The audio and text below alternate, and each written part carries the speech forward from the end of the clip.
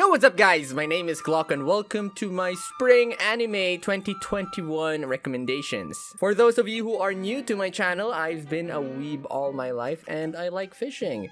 That's all you need to know about me. So, kung naghahanap kayo ng anime na papanoorin ngayong season or kung sa tingin nyo parehas tayo ng taste, then I got you. Now, all my opinion and the animes that I'll be mentioning in this video will be solely based on the first few episodes that already came out. And as of the making of this video, there's already around 2 episodes at least for each series that's airing. So to give you guys some context, I'm recording this on April 14. There you go. Disclaimer nga lang, I am a pure anime watcher, so whatever context or information that's happening in the manga, I have no idea. Okay, lapas na ako dun. So please don't post any spoilers from the manga. Maawa kayo sa amin, okay? Don't be a douchebag. Dami-dami ng mga apple sa mundo, dadagdag pa kayo eh. So, since it's spring season, unahin na muna natin yung mga rom-com anime. First on the list is Hige Hiro, or translated as I shaved, then I brought a high school girl home. Yung kwento nito ay tungkol sa isang salaryman na nangangalang Yoshida na binasted ng mas matandang babae. Tapos pag uwi niya, may palaboy na high school girl sa daan na naghahanap ng matitirahan at pangalan niya ay si Sayu. Yun pala, si Sayu lumaya sa probinsya na walang paalam at paligoy-ligoy na lang sa Tokyo. At malala pa doon, nakikipagtalik pala siya sa iba't ibang matatandang lalaki para lamang makaraos siya sa pang-araw-araw. Sinubukan din akitin ni Sayu si Yoshida, ngunit si Yoshida naawa lang kay Sayu. Kaya kinupkup na lang ni Yoshida si Sayu sa kondisyon na magtatrabaho ng marangal si Sayu para maayos ang buhay niya. At bawal din akitin ni Sayu si Yoshida sa kahit anong paraang sexual, kundi papalayasin si Sayu ni Yoshida. Wow, GLOCO, nagtatagalog ka ngayon. I'm just trying something. Okay, I'm trying something. Pagbigyan niyo muna ako ngayon. Okay, tingnan natin kung gusto niyo yung Tagalog commentary versus like English commentary. Hahaluin ko sila ngayon. Anyways, in other words, ginawang kasambahay ni Yoshida si Sayu. Okay naman magtrabaho si Sayu. Ginawa naman niya yung tungkulin niya at napadali na rin yung everyday life ni Yoshida. So far, wala pa namang nangyayaring sexual o romantic sa dalawa. Hopefully, I don't know, I'm still on the second episode. At sa kasalukuyan, wala rin naman pagtingin si Yoshida kay Sayu maliban na batang babae lamang siya na hindi dapat pagsamantalahan. What a Chad. Pero, syempre, malaking problema pa rin sa mata ng lipunan na may menor de edad na babae na nakikibahay sa matandang lalaki na di naman niya kaano-ano. But despite the prejudice towards the age gap, we have to remember that this is an anime and you can get away with anything as long as it's labeled as fiction. Dami kasi dyan na triggered agad eh. Nakita lang yung synopsis ng anime, ayaw na panoorin or kadiri daw, cancel na daw dapat tong series na to and all that bullshit. Marami din galit kay Sayu kasi daw pokpok siya, di na daw siya virgin, di na siya pwede maging waifu and all that.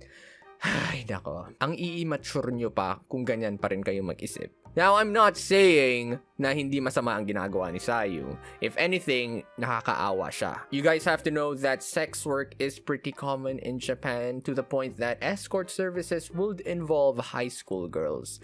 You guys have to understand that some people will get desperate in life just so that they can survive, and out of their desperation, wala na silang ibang maisip na gawin kundi ibenta ang sarili nila. Ngayon, ang golden rule ko sa buhay ay as long as wala kang ginagawang masama para tapakan or abalahin ang ibang tao, then all goods tayo. Also consider that the society in other cultures work differently. So what's seen as taboo in our culture might not be taboo in others. Now, I'm not sure about how Japanese society works in terms of the age of consent and all that, but I even heard that other countries have a lower age of consent. I think here in the Philippines we have around 12 or 16. Ganun kababa, guys. It's all about keeping an open mind. However, I'm not saying that since it's culturally accepted on that country, automatically you'll agree to it or you'll think that it's morally right.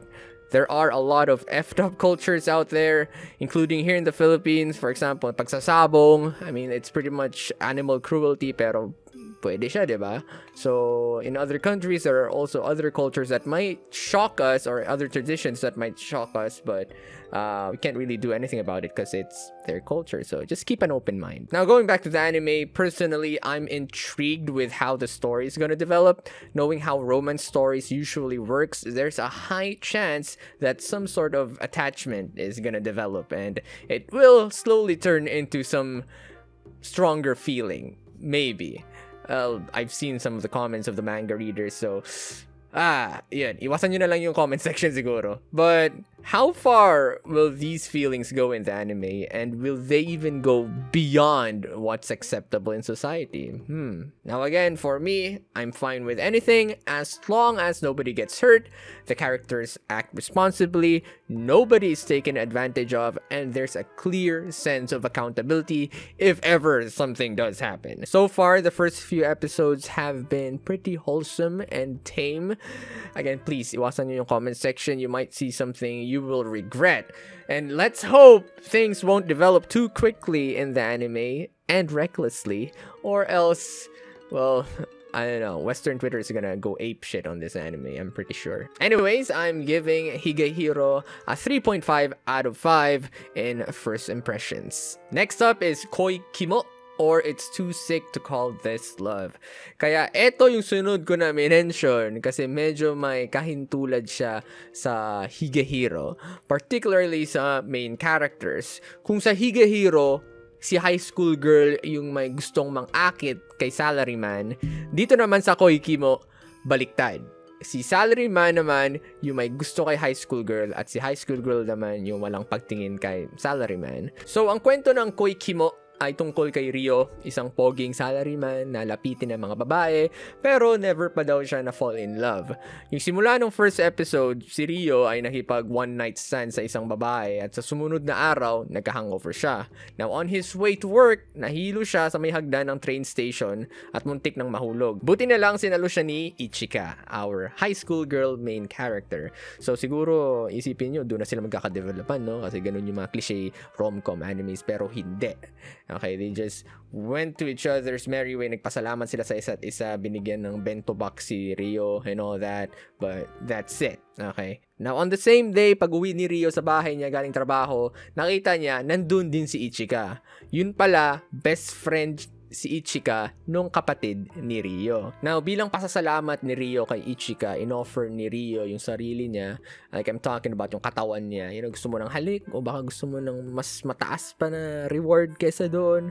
Pero, our girl Ichika straight up said na kadiri kang hayop ka. Okay, with full conviction. Finally, a female main character who straight up tells a creepy person that they're indeed creepy, kahit kano pa kapogi yung lalaking yun. Kasi usually like how rom-com or bishoujo stories go, pag ganun pa lang, may in love na yung babae, pero hindi. Straight up kimochiwarui. Now, unfortunately for our girl Ichika, her cold and savage statement only awakened the masochist in Rio, and our salaryman instantly fell in love. So, thus starts their wacky, everyday, one-sided romance. Walang romance eh. It's pretty one-sided to the point na parang nagtitripan lang silang dalawa.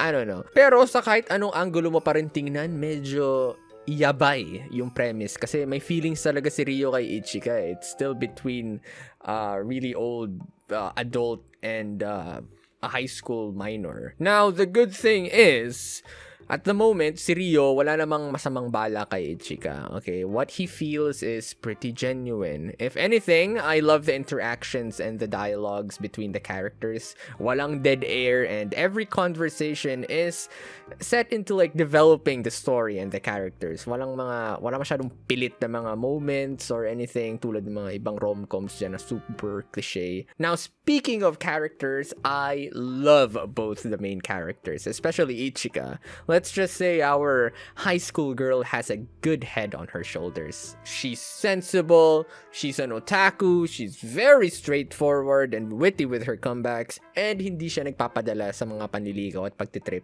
ni Rio. So, she's pretty awesome. In a way, ang current relationship niya with Rio ay para silang comedy duo, okay? With Rio doing all the jokes and Ichika playing as the straight man with a slapstick. Now for me, Ichika is definitely waifu material, and I'm just glad Rio doesn't have any ill motives towards her and that he's genuine with his feelings. I hope they keep that kind of relationship for now. Now then again, they do have a 10-year age gap. Ichika is a minor and my romance tag tong anime na to. So probably, at some point, magkakadevelopan sila, which will definitely trigger Western Twitter and other conservatives. But remember, this anime is fiction, and the good thing about anime is that the motives and feelings of the characters are shown, unlike in real life where we don't really know what people are thinking. So, basta wala silang ginagawang masama sa ibang characters, I'm all Gucci. Speaking of development, unlike other rom-coms, we don't have to wait for a confession episode because it already happened in episode 1 with Rio like expressing his love towards Ichika and ganun na, established na. So that's something better than those cringy date episodes na nakikita natin sa mga typical rom-coms na sobrang pilit and wala naman nangyayari and all that. Anyways, I'm giving Koi Kimo a 4 out of 5 in terms of first impressions. So it's definitely up in my list of must-watch in this season. Now, before we proceed, I'd like to show you guys the sponsor of this video, Boxu. Boxu is a monthly snack box subscription service that delivers original premium Japanese snacks and tea pairings straight from Japan. What's cool is that every month you'll receive a box with a different theme that goes with the season or special event of that particular month.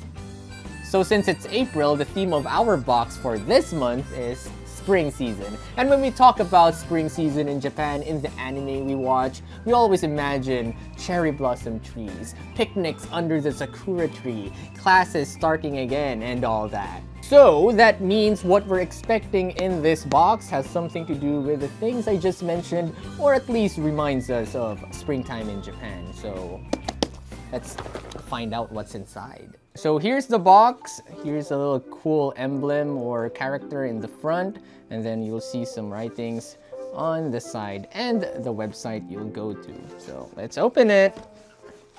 Charan! Nice, man, I actually smell stuff right away from opening that. So here's a letter from the founder. What's under the box is, boom, look at that.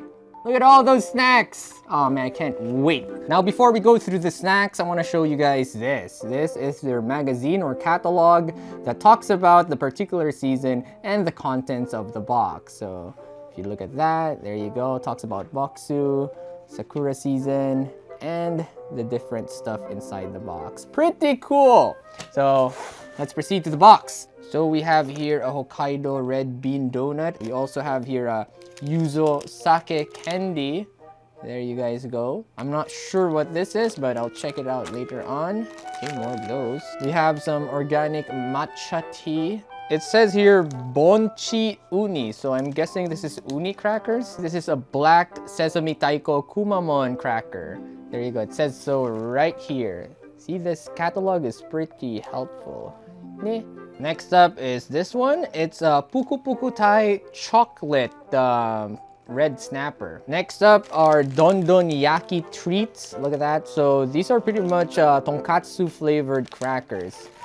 Nice, something savory. We have here some seaweed tempura, some really cute dango mochi right here, a luxurious pear fromage biscuit, some Boxu exclusive strawberry white chocolate, edamame crackers, matcha chocolate stick cake, and last but not the least, some stick potatoes, Supa Mucho plum flavor. Ooh! So these are all the snacks that was inside of that box over there. Can you believe that? All of this. Guys, I gotta emphasize that a lot of these snacks, again, are made by specialty snack makers from Japan. We're talking about like traditional families that's been doing this for generations and generations. So that's how awesome these Boxu exclusive snacks are. So check it out. And there you go, guys. Look at how delicious and awesome these boxes are. Man, the Japanese really know how to package their snacks, dude. Just looking at these colors is already giving me some kind of appetite. So, if you guys want to get your own authentic Japanese snack box from Boxu, you can use my code in the link in the description below to get 10% off on your own box. So you can pretty much save up to $47, guys. By the way, the box is shipped straight from Japan, so you just have to wait for around 1 to 2 weeks before your box arrives. And if you live in the US, you can enjoy free shipping. So get your Boxu now, guys, and enjoy the authentic taste of the seasons of Japan. Don't forget to use my code, guys. There's a link in the description below. Alright, now back to the video. I'm gonna eat this. Next up is Ijiranaide Nagatoro-san, or Don't Toy With Me, Miss Nagatoro. Now, I'm just gonna straight up say this, that Nagatoro is a trash waifu, okay? I don't care what you say. This anime is for people who are either sadistic or masochistic, alright? Wala akong pakialam kung magreklamo kayo sa comment section, okay? That's what she is. She's a trash waifu at the moment. Now, ang anime na to ay tungkol sa isang babae na mahilig i-mental torture yung senior niya. At the moment, Nagatoro's intentions aren't really clear. It seems like she's only fond of bullying senpai and finds other guys boring. But whatever her intentions are, it doesn't excuse Nagatoro-san from bullying anyone. But GLOCO, I thought you said that anime is only fiction and all that shit. Yes, it is, okay? And that's why I'm still saying she's a trash wife. I'm not saying to cancel this anime. I'm reacting solely on what I'm seeing on how that character acts. Anyways, people compare Nagatoro-san to Uzaki-chan, but I think their main difference is that Uzaki-chan mostly gets the short end of the stick or laging bumabalik sa kanya yung pangtitrip niya. Pero kay Nagatoro, halos one-sided lang yung abuse, okay? Walang karma na nangyayari so far.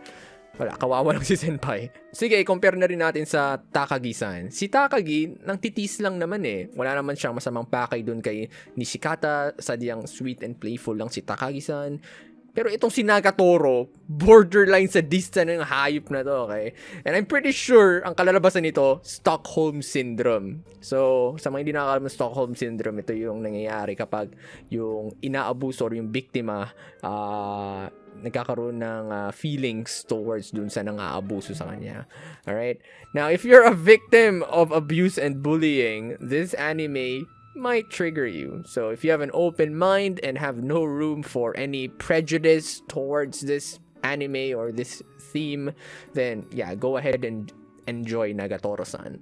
Now, as for me, I think I'm still gonna watch this anime, so we can potentially discuss this in a future video. And I'm hoping that we'll see some kind of wholesome development, if any, because during episode 2, I think I noticed that Nagatoro-san has a vulnerable side to her, and maybe she's only keeping an annoying facade with senpai, especially when senpai is going against Nagatoro-san's expectations. For example, yung nipple challenge thingy.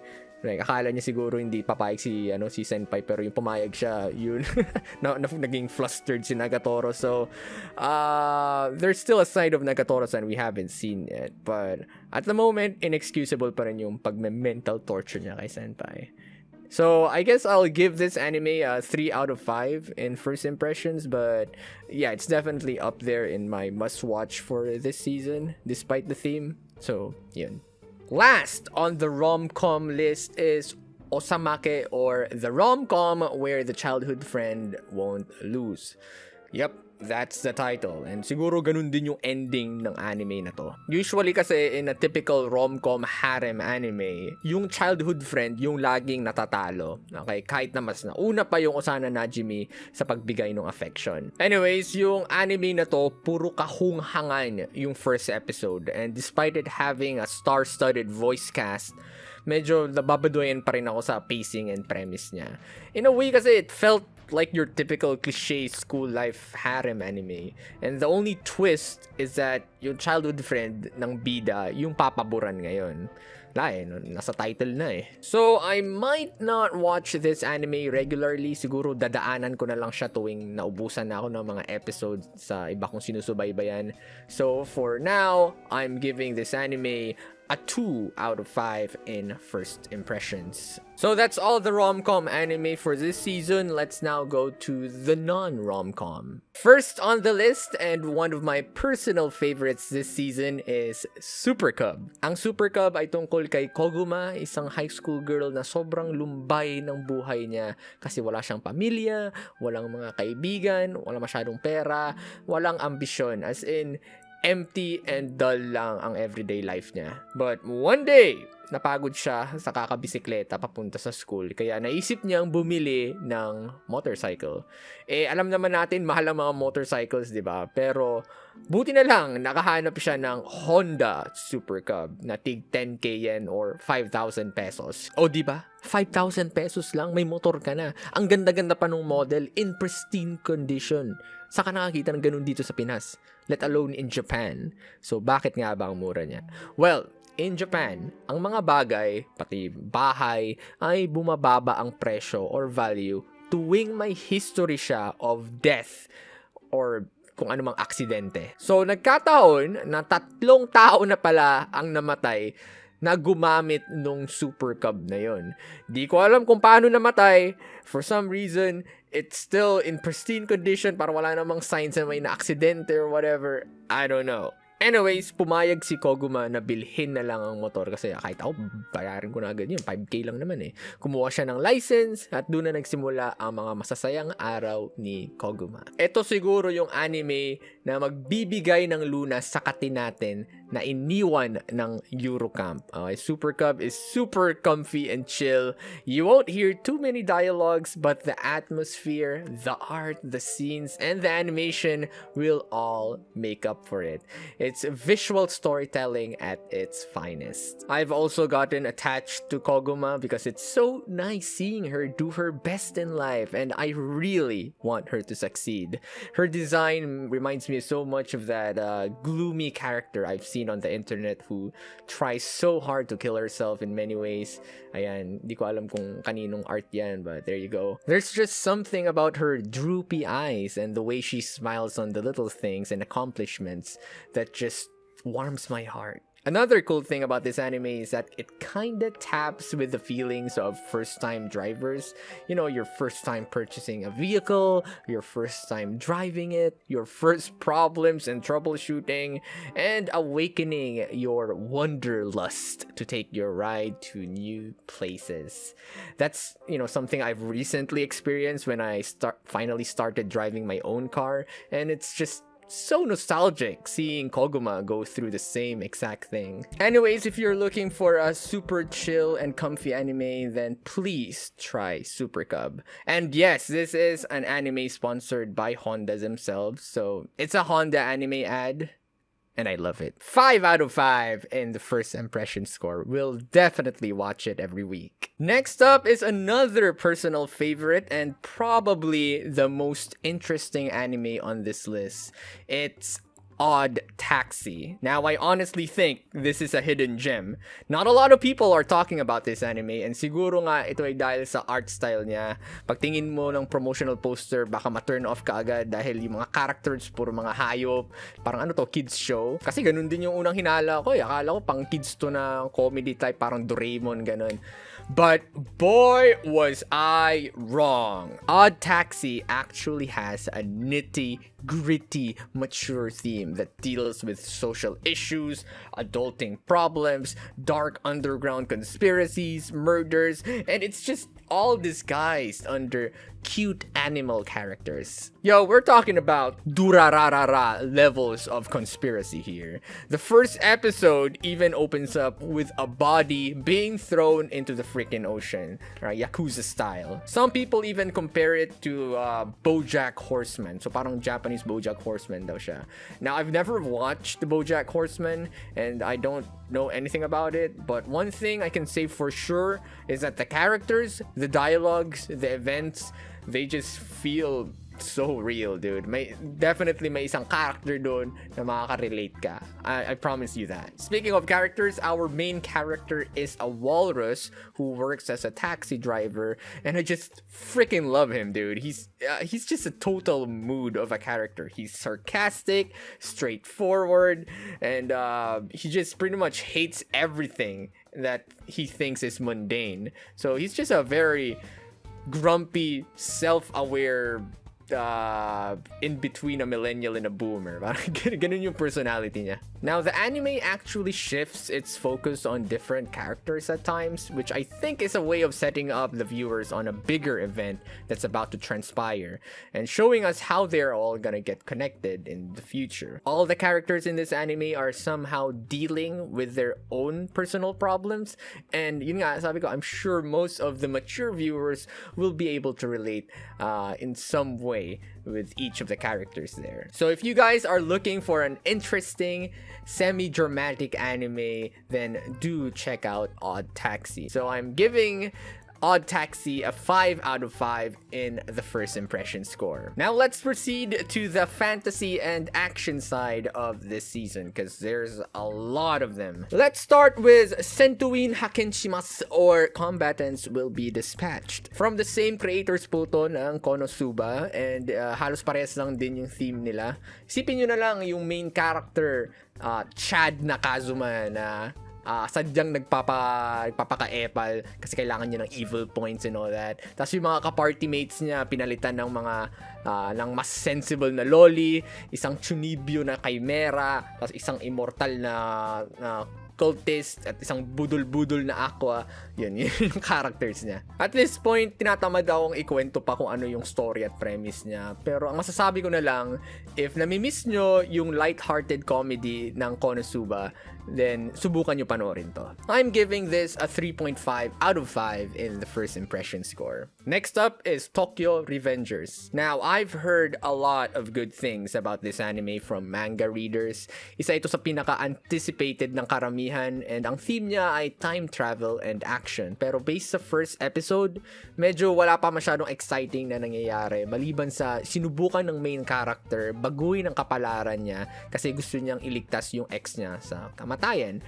At para gawin yun, kailangan niya daw magpalakas at sumali dun sa mga gang na pumatay mismo dun sa ex niya para maiwasan mangyari yung aksidente na kung ano man yung aksidente na yun. So at the moment, yung rules ng time traveling niya ay pwede lamang siya bumalik exactly 12 years sa nakaraan. Tapos natitrigger daw to kapag nakikipag-handshake siya sa kapatid nung ex niya. Now, with the power of time travel and going back and forth from the past to the present, siguro maiisip nyo na ang daming potential para makagawa ng mas engrande. Kasi ang OP ng rule ng ano niya ng time travel niya. It's not like Steins Gate where he bounces off to different timelines. Hindi. Dito sa Tokyo Revengers, iisang timeline lang yung pinag-jumpan niya. So, ang OP, di ba? Kasi kung ako yun, pwede ako tumaya sa loto. Tapos magpapayaman ako. Tapos, papakasalan ko na lang yung ex ko para maiwasan siya sa bingit ng kamatayan, para hindi na siya ma-involve dun sa mga gang na yun. O, di ba? Dali-dali. Pero iba yung gusto niya Iba yung gusto ng main character. Gusto nila, mas komplikado. Gusto nila, sumali ka sa gang para ikaw na yung maghari-harian sa gang na yun or something. Anyways, basta di ko lang talaga trip yung premise niya at the moment. And medyo weak din yung first impression niya. Nakadalawang episodes niya and wala pa rin masyadong nangyayari. So, siguro nakadepende na lang ako sa reputasyon at reviews niya from the manga readers kasi hinahype talaga siya ng mga manga readers and oh my god, it's gonna be the best anime for this season and all that. So yeah, I'm gonna give this anime a chance, okay, and I will wait patiently to see why a lot of people love this. But for now, I'm giving Tokyo Revengers a 2.5 out of 5 on the first impression score, okay. I'll still give it a go. Next up is probably the most fascinating anime of this season, Fumetsu no Anatae, or To Your Eternity. The first episode was really heavy with emotions and the atmosphere was just so superb. The story follows an immortal entity that started off as an orb. It went down to Earth, it transformed into a rock, and then later on it transformed into a wolf, and then that wolf finally met this young boy who's living alone in this tundra. Sa mga hindi nakakalap ko anong tundra, it's just like, what? It's like a desert but full of snow. Okay? And from then on, I don't want to spoil anymore, okay? I don't want to tell you guys what happened. I highly suggest you guys watch the first episode of this anime. It's just so good. If you're into anime with the same vibes as Kino's Journey, or maybe Wandering Witch Elena, or any anime that deals with traveling and meeting different cultures and people to experience what their moral values are and philosophies, then you'll probably like Fumetsu no Anatae. I've also heard a lot of good things about this from manga readers, and it turns out this is from the same creator of Koe no Katachi, or Silent Voice. So if iyakin ka, then prepare a box of tissues on the first episode. Like I said, the optimistic boy in the beginning, the journey he made together with the wolf, his hardships, and everything that happened after that, it's just gonna hit you like a truck, dude. So look forward to the future episodes. So yep, another 5 out of 5 for the first impression score on this one. Alright, so I guess that's my top 10 anime to watch for this season. So the next titles I'll be mentioning are pretty much honorable mentions, okay? These are titles or series that I think won't appeal too much to the general audience, but I personally like them, and I'll probably watch it from time to time. First honorable mention is Shadow House. So it's a mystery drama anime about shadow masters who are literally pitch black silhouettes wearing clothes, and their lives together with living dolls who acts as their servants and faces. So the premise, music, and the setting feels like it was straight out of an RPG Maker game. The animation and atmosphere is pretty good, and I'm just very curious as to what the secrets of the Shadow Masters are, and the true origins of the living dolls, who are seemingly more human than we thought. So it's pretty cool. Check out Shadow House. Second honorable mention is Joran, the Princess of Snow and Blood. It's an action anime that gives me Dororo and Kabaneri vibes. The art and animation is amazing, but the premise and story isn't really my type. I mean, it's interesting enough to watch though, so if you're into sword action and majestic women kicking ass in a sci-fi or maybe semi-sci-fi feudal Japan setting, then check out Joran. Third honorable mention is a chill anime called Yakumo, or Let's Make a Mug Too. So it's an anime with short episodes lasting around 15 minutes, and it mainly shows cute girls doing pottery and ceramic things. So it's a pretty chill anime, and I'm probably gonna keep watching it so I can just learn about pottery or whatever when I'm bored. And last on our honorable mention is 86. It's a mecha anime with a highly political and military premise.